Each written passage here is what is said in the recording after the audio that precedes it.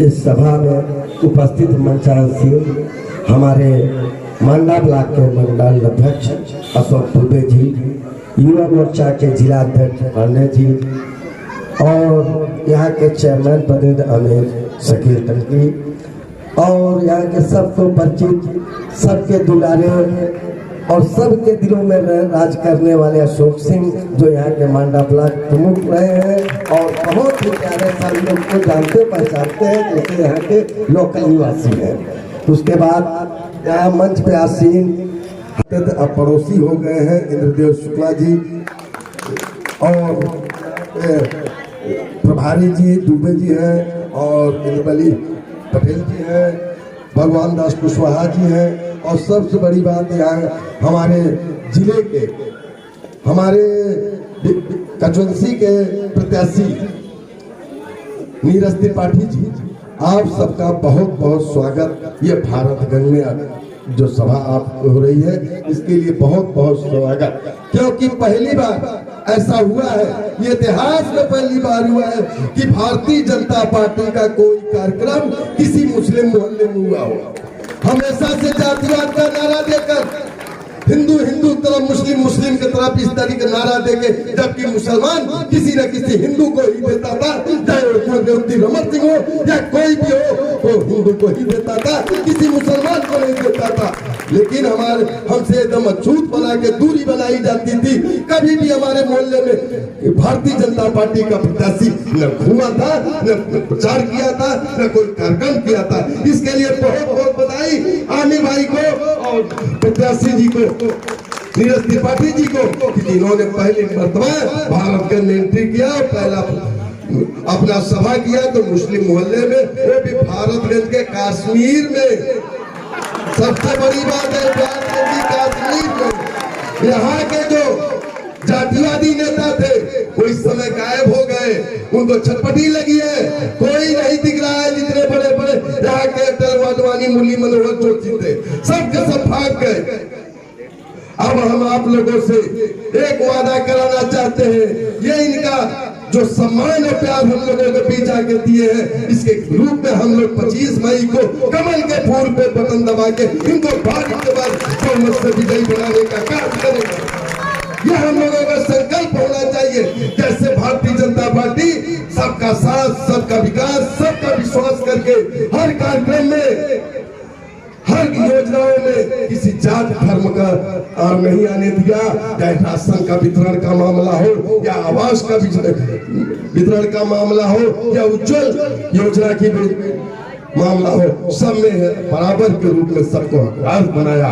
उसी तरीके हम लोग भी अब कमल के फूल से डरने की जरूरत नहीं है, बहुत डरवा चुके हैं ये लोग। अब हम तो 4 साल से बीजेपी में हैं, हम उनके साथ उठ रहे बैठ रहे। या कोई भारतगंज का एक भी मुसलमान खड़ा होकर हमको कह दे कि हमको बिला वजह सताया गया, तो मैं आज ही मंच से मैं घोषणा कर दूंगा भारतीय जनता पार्टी छोड़ने का काम करूंगा। सबको साथ से कल्याण हुआ है कि नहीं हुआ है, आप लोग ही फैसला करिए। अगर ऐसा विश्वास है तो हम लोग 25 मई को, आने वाले 25 मई को कमल के फूल वाले सामने बटन दबा के नीरज त्रिपाठी को भारी बहुमत से विजयी बनाने का काम करेंगे। बस इसी बात पर अपने बात को विराम देता हूँ। जय हिंद, जय भारत।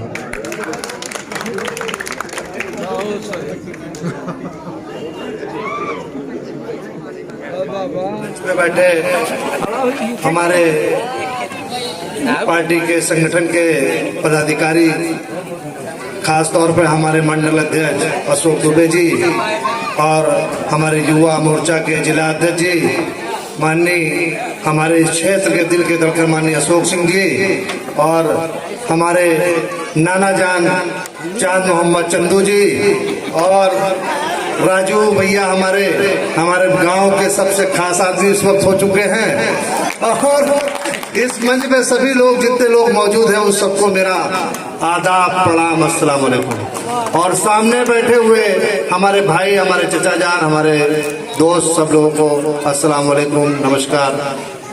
देखिए, चुनाव आप लोगों ने मुझे जब जिताया था तो आपको उम्मीद थी कि नगर पंचायत में कुछ बदलाव होगा और कुछ काम होगा और ऐसा होगा जो पीछे कभी नहीं हुआ।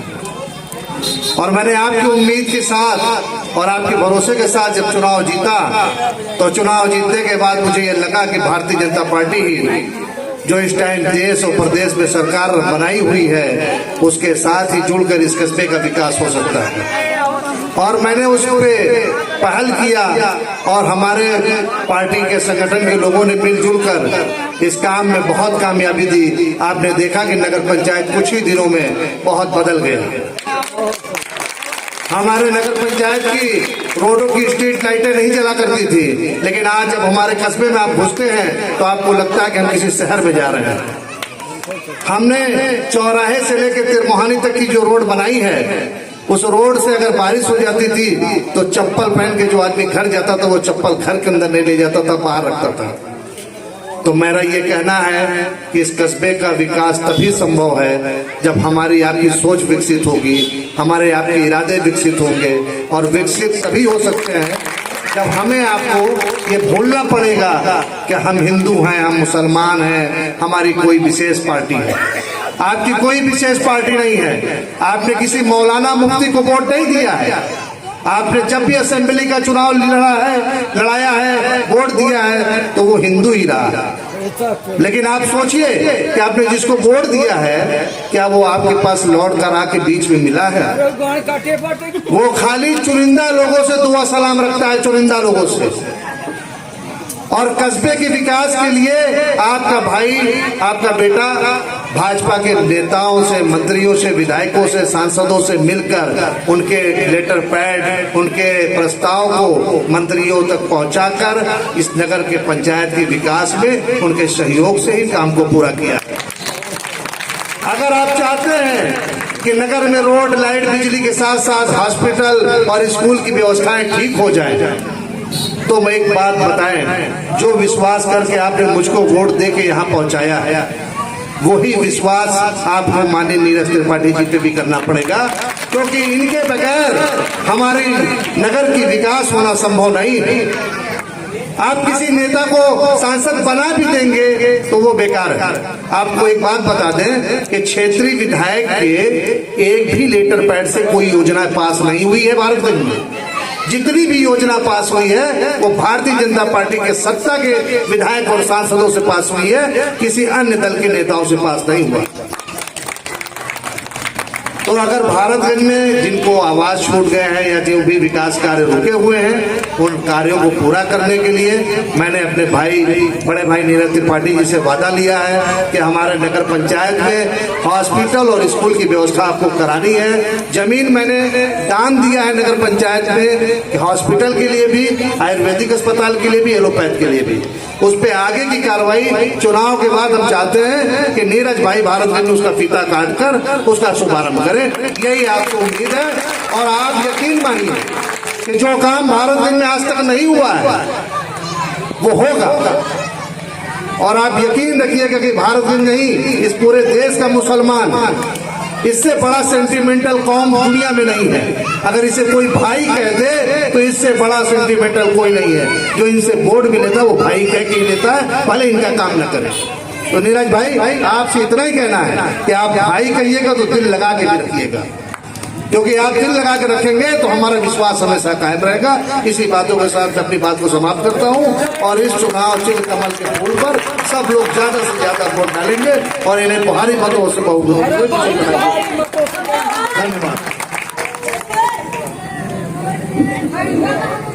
अभी हमारे बीच में जलसे की सदारत कर रहे आमिर शकील टंकी जी ने अपना उद्बोधन किया और जहां तक मुझे पता है कि आमिर शकील टंकी जी जो भी निर्णय कर लेते हैं, जो भी निश्चय कर लेते हैं, निश्चित रूप से उसमें सफलता प्राप्त करके ही उस काम को छोड़ते हैं। जनाब आदरणीय नीरज त्रिपाठी साहब प्रयागराज लोकसभा के प्रत्याशी,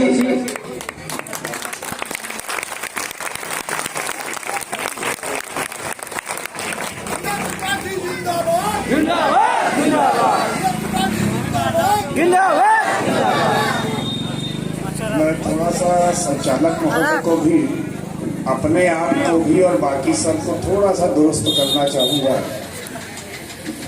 कि मैं अपर महाअधिवक्ता उत्तर प्रदेश शासन था क्योंकि मैंने इस्तीफा दे दिया है और मेरा इस्तीफा मंजूर हो गया है, तो अब मैं अपर महाधिवक्ता था। हाँ है, हूँ नहीं। मैं सम्मानित मंच को प्रणाम करता हूँ। साथ ही साथ हमारे आमिर भाई ने जो भी उद्बोधन आपके सामने किया है, मैं उनसे ये वादा करता हूँ कि स्कूल, हॉस्पिटल और इसके अलावा वो जो भी कहेंगे उसके लिए जो भी ज़रूरत होगी उनको कभी ना नहीं कहूँगा।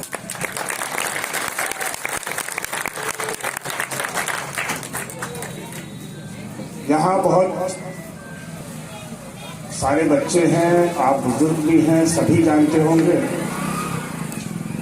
मोहम्मद कैफ का नाम। मोहम्मद कैफ मेरा जूनियर था। मैं खेलता था तो मोहम्मद कैफ मेरा जूनियर था, और ऐसे ही और बहुत बच्चे थे जो कि मेरे जूनियर थे, तो आज मुझसे बेहतर खेल रहे हैं। उसमें एक था अफरोज, उबैद कमाल, शोएब कमाल। ये सारे बच्चे मुझसे जूनियर थे और वो आज मुझसे बेहतर खेल रहे हैं। और मैंने कभी भी अपनी जिंदगी में ये भेदभाव कभी देखा नहीं। मैं भारतीय जनता पार्टी के शीर्ष नेतृत्व का बहुत बहुत आभार व्यक्त करता हूँ। मैं उनका बहुत बहुत कृतज्ञ हूँ कि उन्होंने मुझे इस लायक समझा और ये इतनी बड़ी जिम्मेदारी मुझे सौंपी। मैं कई मीटिंगों में जा चुका और वहाँ बहुत सम्मान मिला, लेकिन जो आज माहौल यहाँ पर मुझे देखने को मिला वो बिल्कुल अलग है। मुझे बताया गया कि ये पहली भारतीय जनता पार्टी की सभा है जो यहाँ पर हो रही है, और मैं पहला ऐसा व्यक्ति हूँ जो यहाँ पर उपस्थित हुआ हूँ, जिसके लिए मैं बहुत बहुत गौरवान्वित हूँ। और आपका ये प्यार और विश्वास देख करके जो हमारे इंद्र भैया ने कहा कि यमुना पार का नारा है 4 लाख पार, लगता है मुझे उस वक्त ये सही होगा।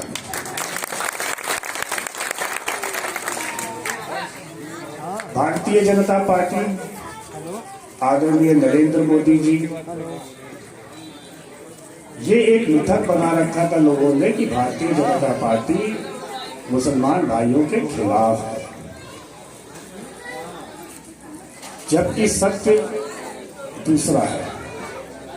अन्य सभी पार्टियों ने तुष्टीकरण की राजनीति करके, खाली आपका इस्तेमाल करके सत्ता का किसी न किसी तरह से दुरुपयोग किया है।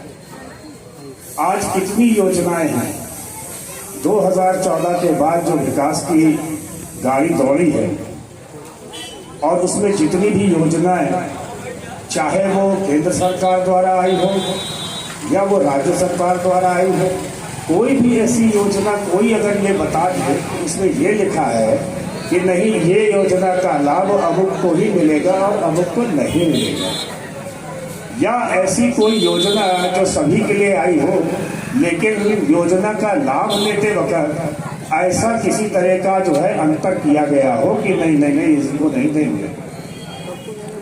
ऐसा नहीं है, क्योंकि मोदी जी ये सुनिश्चित करते हैं कि ये योजना जो आ रही है इसका लाभ समाज के अंतिम पायदान पर खड़े व्यक्ति तक पहुंचे। और मैं ये वादा करता हूं और आमिर भाई को मैं ये विश्वास दिलाता हूं कि आमिर भाई, यहाँ कभी भी कोई भी जरूरत पड़ेगी, और अगर जनता ने मुझे इतना प्यार दिया और 400 के माला में इलाहाबाद क्षेत्र का अगर फूल लगा, तो मैं ये वादा करता हूं कि आपका फूल सबसे ज्यादा चमकेगा।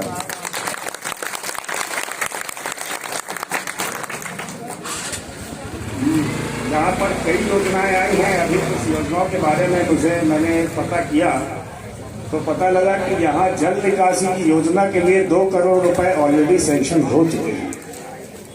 साथ ही साथ पंडित दीनदयाल नगर विकास योजना के तहत 1 करोड़, कान्हा गौशाला के तरफ 1,65,00,000 तथा पेयजल हेतु योजना के लिए 1,95,00,000 जारी हो चुका है। तो विकास में यहाँ किसी भी प्रकार की कोई कमी नहीं होगी। और मैं जो कि पहली बार इस सफर में उतरा हूं, वो ये शिक्षा लेकर के उतरा हूं अपने पिताजी से। आप सभी जानते होंगे मेरे स्वर्गीय पिता पंडित केशवनाथ त्रिपाठी जी, उन्होंने राजनीति को कभी बिजनेस नहीं समझा। उन्होंने राजनीति से सिर्फ आप लोगों के बीच में इज्जत कमाई, प्यार कमाया, और उन्होंने एक स्वच्छ राजनीति की, और उसी स्वच्छ राजनीति की शिक्षा मुझे भी दी। तो आप ये विश्वास रखिए कि जैसे उन्होंने स्वच्छ राजनीति की, वैसी राजनीति की आप मुझसे भी उम्मीद कर सकते हैं। जैसे उनके दरवाजे हमेशा सबके लिए खुले रहते थे, वो दरवाजे मेरे भी खुले रहेंगे। जैसे वो फोन अटेंड करते थे, फोन का रिप्लाई करते थे खुद उठा करके, आप ये उम्मीद मुझसे भी रख सकते हैं। मैं कोशिश करूंगा कि आपकी जो भी जरूरतें हों उनको मैं पूरा करूं, और मैं आशा करता हूं कि आप मुझको भारी मतों से विजयी बना करके संसद में जरूर भेजेंगे। धन्यवाद। बहुत बहुत धन्यवाद आदरणीय सांसद प्रत्याशी नीरज त्रिपाठी जी। चैनल पर दिखाए जाने वाले सभी न्यूज से अपडेट रहने के लिए चैनल को सब्सक्राइब करें और बेल आइकन को दबाना ना भूलें। धन्यवाद।